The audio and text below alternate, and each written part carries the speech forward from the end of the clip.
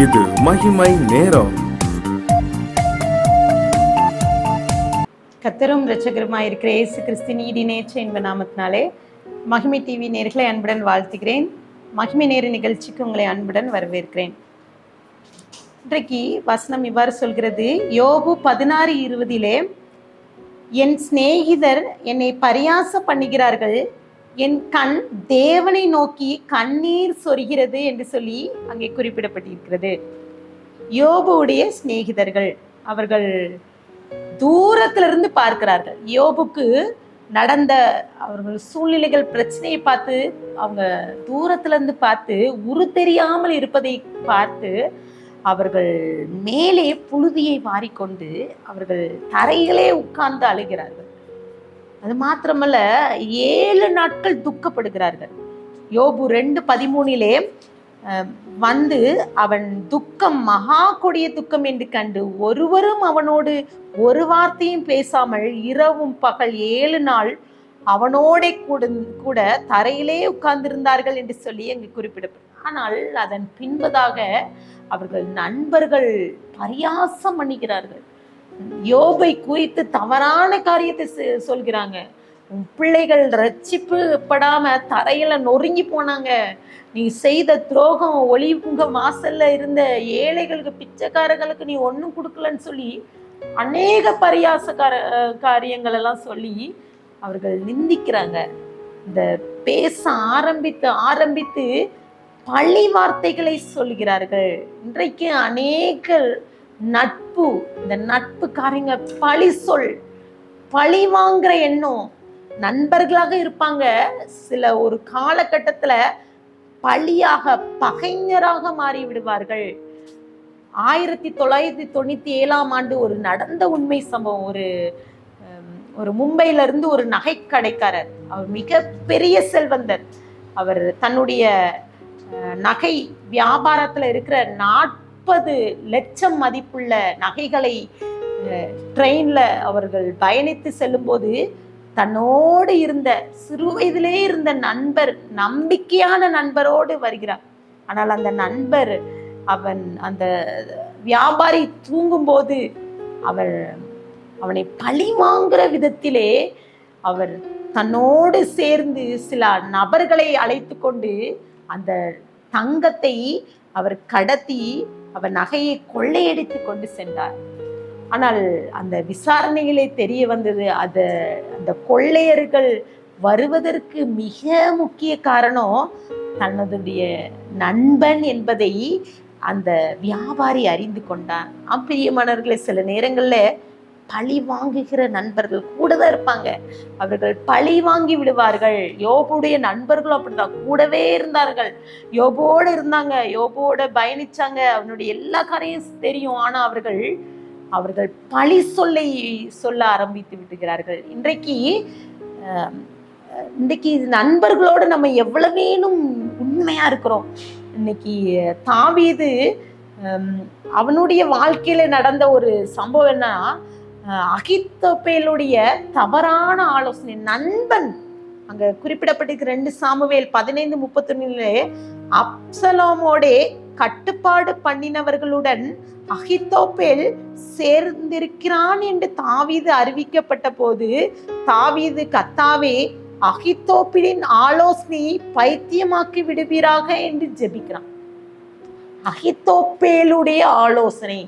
இந்த அகித்தோப்பேல் யார் என்றால் தாவீதுடைய ஆலோசனைக்காரன். நல்ல பயபக்தியா இருப்பான், நல்லதோர் ஆலோசனை சொல்வான். ஆனா அவனுடைய ஆலோசனையை தாவீது தேவ வாக்கை போல நினைப்பான். அவனோடு தேவ ஞானம் இருக்கிறது, அவன் சரியான காரியத்தை செய்வான்னு சொன்னான். ஆனால் அப்சலோம் தாவீதின் ஸ்நானத்துல உட்கார்ந்து கொண்டு நான் தான் ராஜா என்று சொல்லும் போது அந்த அகித்தோப்பேல் தாவீதோடு செல்லாம அப்சலோமோட உட்கார்ந்து விடுவார். அப்போதுதான் தெரியும் இந்த அகித்தோப்பேல் யார் என்று விசாரிக்கும் போது அவன் பழி வாங்குற எண்ணத்தோடு தாவீதோடு பழகி இருக்கிறான். அவன் பச்சைபாலுடைய தன் தாத்தா என்று சொல்றாங்க. அவன் என்ன சொல்ல, அவன் என்னன்னா பத்சேபாளுக்கு உரியாவை கொன்று தாவீது எடுத்துக்கொண்ட அந்த பழியை தீர்ப்பதற்காக, அந்த பாவ பழியை தீர்ப்பதற்காக அந்த எலியாம், அந்த பத்சேபாளுடைய தகப்பன் எலியாம், அவனுடைய தகப்பன் தான் அகித்தோப்பேலின் குமாரன். எலியாம் அகித்தோப்பேலின் குமாரன். அப்போ அந்த பத்சேபாள் அந்த அகித்தோப்பேலுடைய பேத்தி. ஸோ அவங்க என்னன்னா பழி வாங்கணும்னு எண்ணத்தோடு தவறான ஆலோசனை கொடுக்குறான். யாருக்குன்னா தாவீதின் குமாரன் அப்சலோமுக்கு தவறான காரியம் சொல்றான். பாருங்க, அவன் 2 காரியம் தவறான ஆலோசனைங்க சொல்றான். உன்னுடைய வீட்டுக்காக தாவீது பின் வைத்த அவருடைய மனையாவட்டிகளோடு நீ பிரவேசி, என்னும் உடைய தகப்பன் நாச்சமாகி போவீர் என்பதை இஸ்ரவேல் எல்லாருக்கும் அறியறதற்காக உம்மோடு இருக்கிற அறியணும். அதனால அப்படி அறிந்தனா உன் கை பழக்கம்னு சொல்லி தவறான ஆலோசனை கொடுக்கிறான். பாருங்க, இது நேரடியாக தாவீதை அவன் மஞ்சத்திலே ஏறி மிதிப்பதாக அவன் நேரடியாக பகைக்காமல் அவனுடைய மகனை வைத்து பகைக்கிறான். அது மாத்திரமல்ல, 12,000 மனுஷர்களை சேர்த்து கொண்டு தாவீது விடாய்த்து கிடக்கும்போது, அவன் சோர்ந்து போய் தளர்ந்து போய் இருக்கிற நேரத்துல போயிட்டு தாவீதை தாக்கி யுத்தத்தை ஜெயித்து தாவீதை வீழ்த்தி நம்ம ஜெயிச்சிடலாங்கிற ஒரு காரியத்தை சொல்லி கொடுக்குறான். நான் போகிறேன், நான் போய் தாவீதை நான் எதிர்த்து நிற்கிறேன், நம்ம மாத்திரம் போவோம், நம்ம கூட 12,000 ஜனங்களை கூட்டிட்டு போய் தாவீதை வீழ்த்திடலான்னு சொல்லி தவறான ஆலோசனை கொடுக்குறான். ஆனால் பாருங்க, தாவீது ஜெபிக்கிறான். அந்த அகித்தோப்பேலுடைய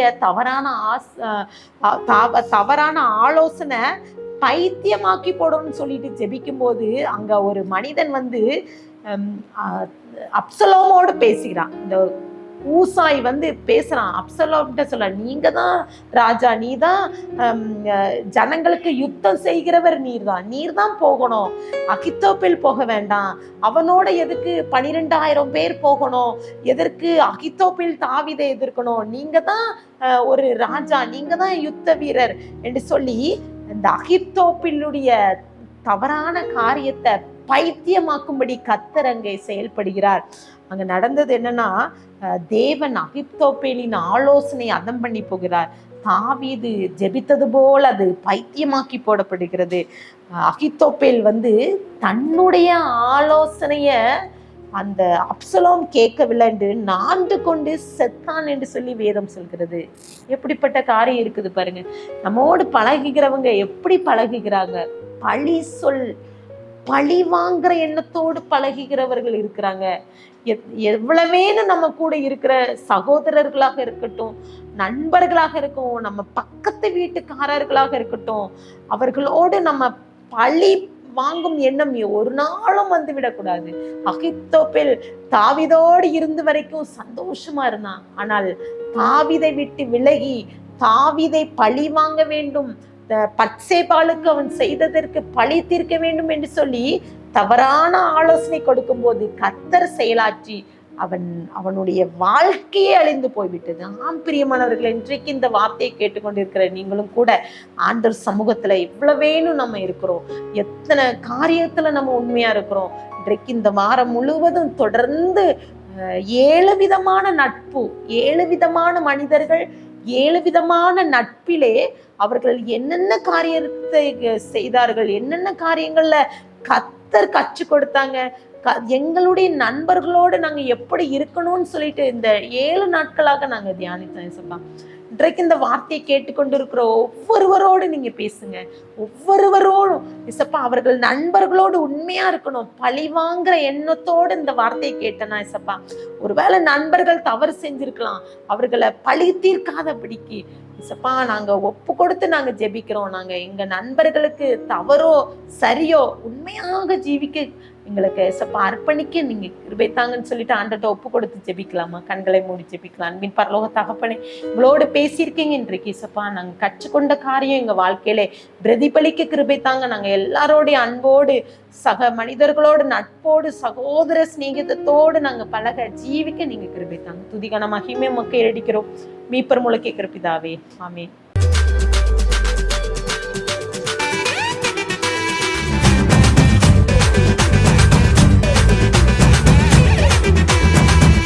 மகிமை